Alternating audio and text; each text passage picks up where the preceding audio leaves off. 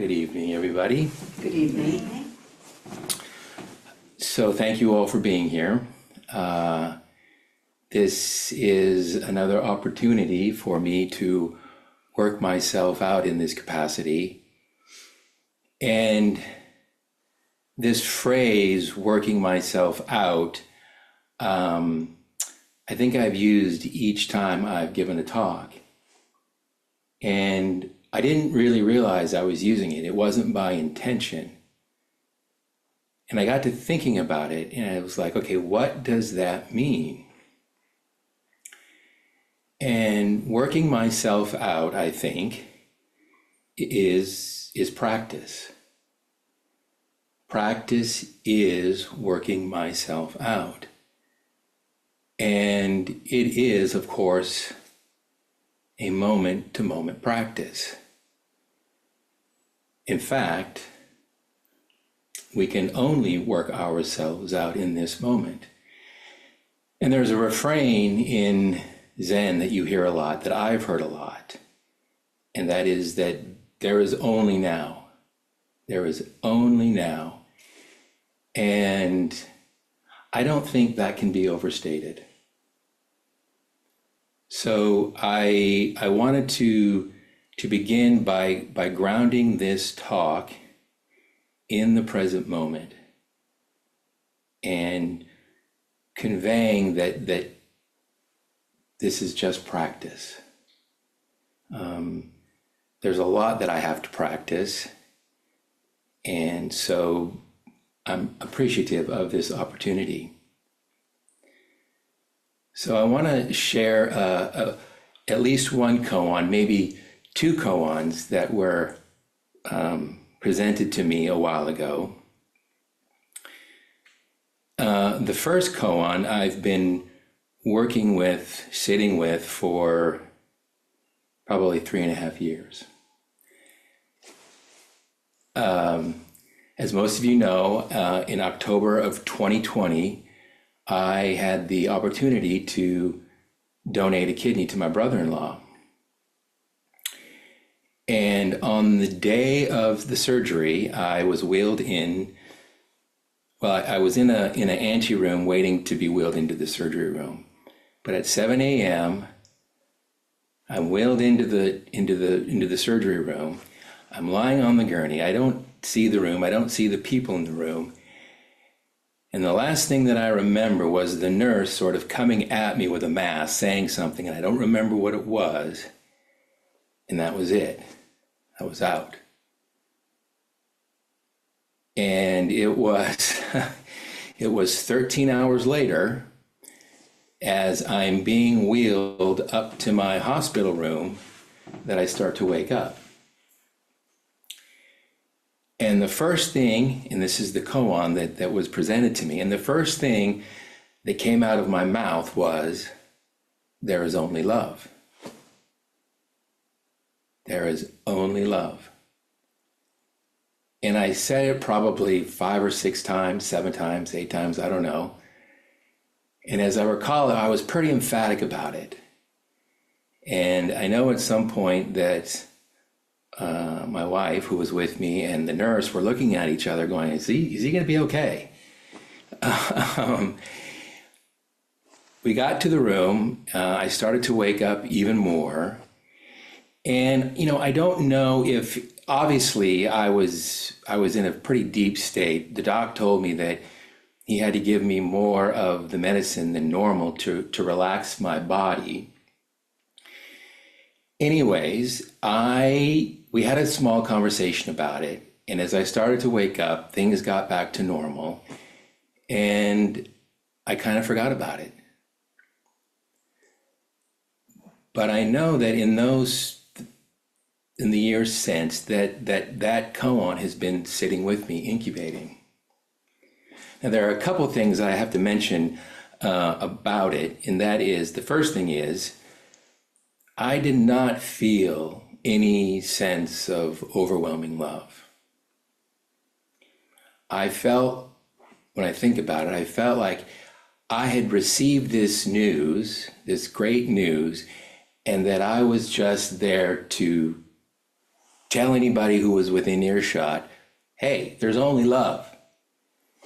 And if you were there, great. If not, that's great too. The other thing that stood out for me is that I have absolutely no point of reference about where I could have been. When I try to think about it, I come up against this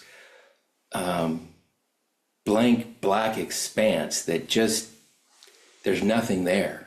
There's absolutely nothing there. And to even try and articulate it, I think is not accurate. So I've been sitting with this koan and trying to understand what it possibly could mean. And how does one get to there was only love without any sort of reference point? So the first thing that sort of popped into my mind upon recollection was that, okay, I am love. You are love. Trees are love. Birds are love. Your beating heart is love. And I think there's some truth to that. But for me, it didn't really resonate. It still felt very dualistic. And it felt like just another opportunity to carry myself forward in delusion. So, okay, that doesn't quite do it for me.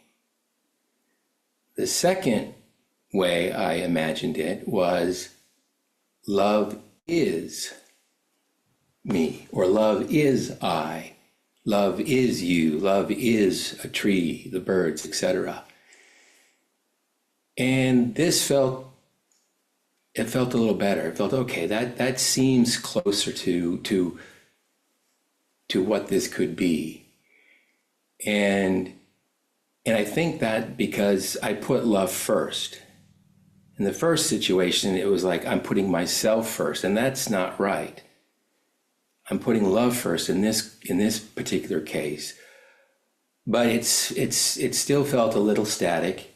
It felt still kind of dualistic in a way, if that makes sense. So then I came up with the third way, and that is love as me, love as you, love as the trees, the birds, etc. And I thought, okay, this feels more accurate because it allows me a place and it puts love in its proper place first. And I thought, okay, this is I can work with this. And the other thing that I think that's important to understand, at least from my perspective, is that I wasn't love, but I wasn't different from love, or I isn't different from love. It's not love, but it's not different. And this is something that I think I've come across in this practice. It's something isn't this or it's not that. It's something else that I can't quite put my finger on. And it's something that you can't really think your way into. You sort of have to feel your way into it. All right, so love as I'm down with this so far. And so the further I thought about it, I realized, okay, so love as truth, goodness, and beauty. All the things that we normally associate love with, which includes each one of us. But there's another part of this equation that I am having a hard time reconciling, and that is, okay, if love is all those good things, what about the bad things? Love has to be love as greed, anger, and delusion. And how do I reconcile myself with that?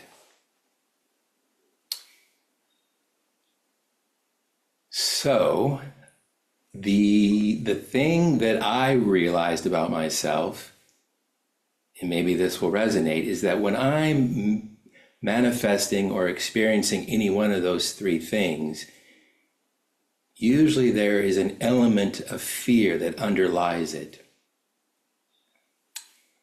And for me, fear has always been sort of a showstopper. I get stopped in my tracks by fear all the time. And it's a difficult feeling to work with. But if I tell myself, okay, it's just love coming at me, it's love manifesting itself in a certain way, so I will pay attention, so I will wake up and see beyond the greed, anger, and delusion. And this is the practice of the Bodhisattva. You know, before Avalokiteshvara was the Bodhisattva of compassion, she was a fearless Bodhisattva. And so this is part of our practice, is to become fearless. And it makes it manageable, I think, when I put it in this sort of context. Okay, so there's another aspect of love that I want to talk about that I think can get us, or has gotten me even deeper into the only love part, and that is love as light. Love as light. Now, if I think of, love as truth, beauty, and goodness, that's the good part. That's positive. Love as greed, anger, and delusion, that's the negative. I think of love as light, as being neutral. And when I think of it in these terms, it's not something that I automatically grasp for or push away from. I'm able to sort of sit with it in a way that I can't necessarily sit with the other two, because it's easier just to watch. And when I think about light, I think about the qualities of light. Light illuminates. Light, with regard to the sun, gives off warmth. And so when I sit zazen, when I sit in the upright posture, I imagine myself to be light, and I'm illuminating. I'm illuminating the way for myself and for others.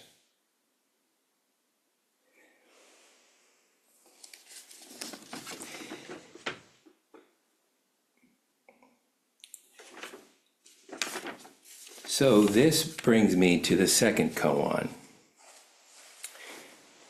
And I'm not sure that it was presented to me a few years ago on more than one occasion. And I have to be honest, I don't know if it was actually meant to be a koan, but it happened enough times. And the first few times it's like, I didn't get it. But then I was like, okay, this has happened before, so there must be some meaning. And this was a koan given to me by my teacher, Eido Roshi. And it was an invitation. It was an opportunity. And the koan is,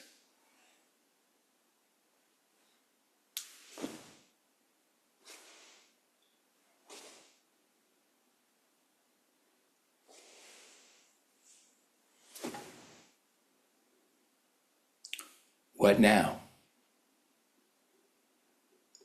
What now? It's an invitation, it's an opportunity for us to move forward as love together. And we get to decide how that is going to look. because in truth, what else can we do? You know, if love is anything, it's harmony. And we have that opportunity each and every moment we are together to live that out moment by moment. And that's enough.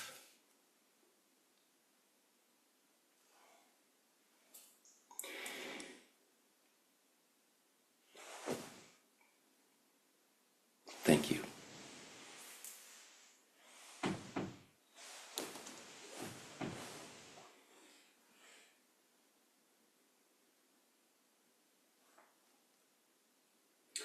Steve, I think that was a very difficult subject, actually. We don't talk about it so much in Zen practice, and yet it is probably the absolute, the total basis of our existence, is what we emerge from, what we aim toward without speaking, without, through our own personal struggles, etc.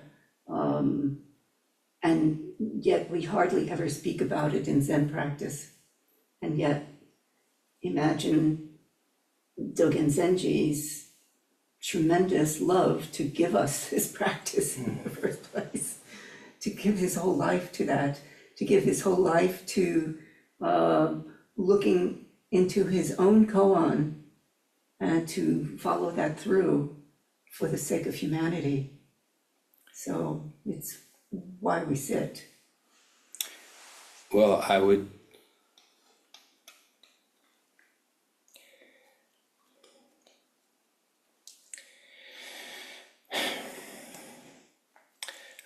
just like to say that the same could be said of you and what you've done here, Hiro-san. You've given every ounce of your being to this place.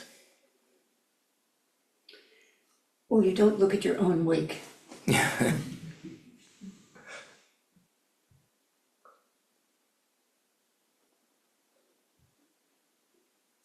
Steve, your brother today as well?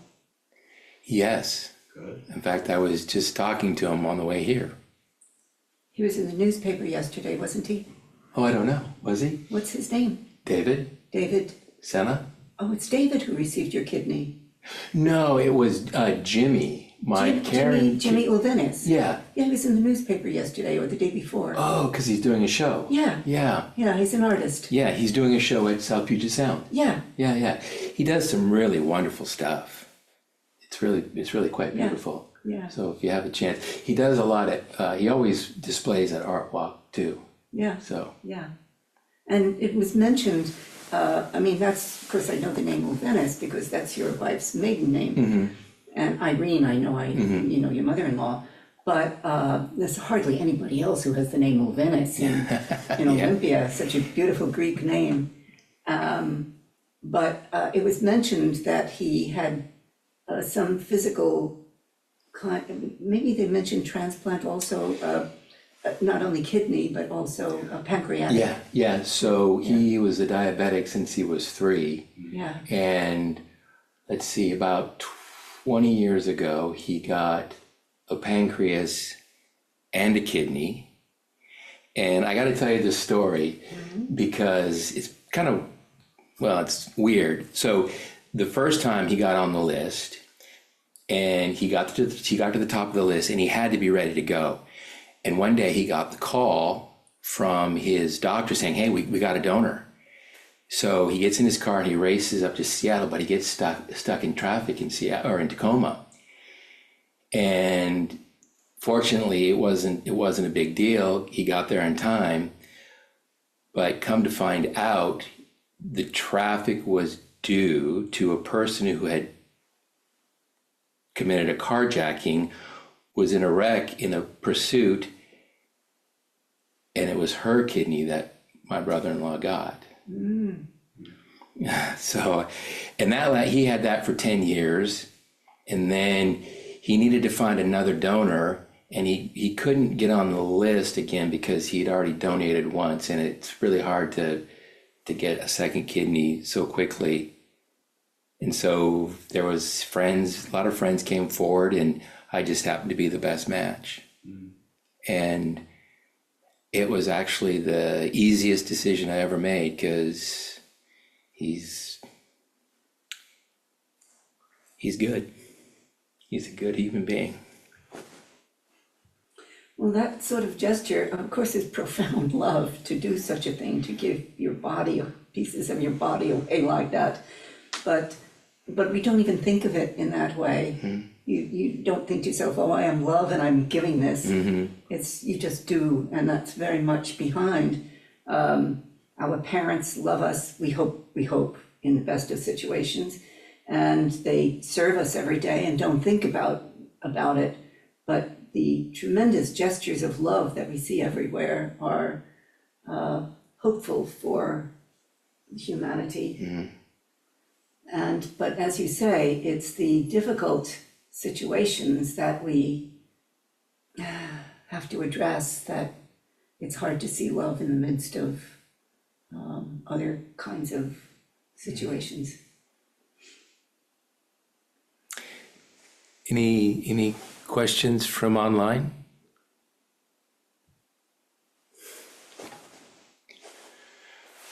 Dennis? I was struck by a quote from one of the saints. I don't know if it was Augustine or Aquinas. It kind of sounds like an Aquinas thing, that to love something is to want it to be. And of course, he was speaking theologically. You know, that God's love for us is his wish for us to exist and therefore create us. But that, I think it's somewhat to the non-judgmental side of love. You know, the love for not love someone because they love me back, or love someone because what they can do for me, not love someone about any expectation of receiving, but just, I want you to be as you are. Yeah. Sometimes it's difficult to rest in that, especially, yeah. The Japanese, living in Japan, the Japanese don't use the word love very often. It's very rare to see the kanji of love even. They don't have one exactly in the way that we do. But when American businessmen go over to Japan, they telephone home, and they always say to their wives, because it's always men, they always say to their wives, I love you, before they hang up. And the Japanese fall over laughing because they say, what do you think you're doing? You're here, you flew over here, you're spending all of your time working on behalf of your wife and children, and why do you have to tell her that you love her? Because that's what you're doing. And so that's the very Japanese attitude of everything we do is love, and we don't assume any other way. So this, oh, I love you, you just don't hear. As though it's diminished by doing Exactly. something so Right. crass. as Exactly, saying it. exactly, to say it, to reduce it to that kind of, offhanded statement, yeah, Of course, the English word love is so imprecise. yeah, right, It conflates love with desirous attachment and sees no distinction. yeah. So the Japanese kanji includes compassion in it. So it's a very complex kanji, and it just means so many things within it. So Maitri and Karuna together. Maybe, yes, yeah. Yeah. So, Okay. but it is what Zen practice is. Down when you get it, reduce it, not reduce it, but when you try to say, what is it? We can't say it because that's what it is, and we wouldn't say it. So, Okay.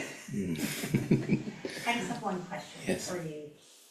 So, as you're talking, what is love? If it's, I think like the attachment between, two individuals is easy to see, but I think we're talking about something else, but emotion?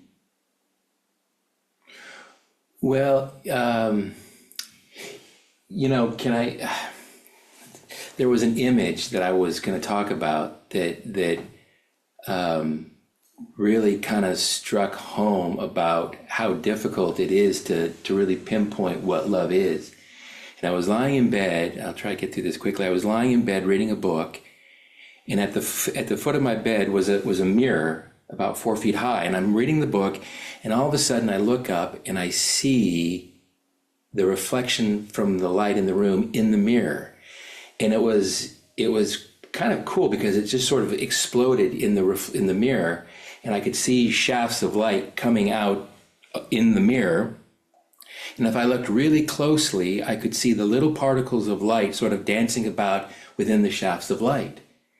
And I thought, oh, wow, that's fascinating. And it's like, that's us, love as light sort of flitting and dancing about. And then I looked up and I saw the light that was the actual light. And it had no, you couldn't see the connection between the light up there and the light in the mirror, it was just pure reflection. And, I thought of Ryokan in his poem when he talks about truth being outside of concepts, and, it's outside somewhere that we can never get to. And that's, to me, was like the perfect image of we're love maybe, but we just don't know where the source is, where we can't get to that source because it's just, we're either looking in the wrong place or we're thinking about it too much. I don't know. Steve, I think Roman wants to say something. Yes, Roman. Fletcher, I don't know if I can. It's turned up as high as it'll Okay. go. She's got her hand raised. How do I answer? It's written in the chat. Okay. Can you hear me, Steve? Yeah, I can hear you. Okay, it's written in the chat. Okay. Because of the noise, Roman is not able to speak on mic. So would you like me to read it? Yes, please. Okay. I am not able to go on mic due to noise, but just wanted to say thank you. And yes, love is all. Very validating reminder to hear. Even in our greatest pain and grief, it is rooted in how immense the love is.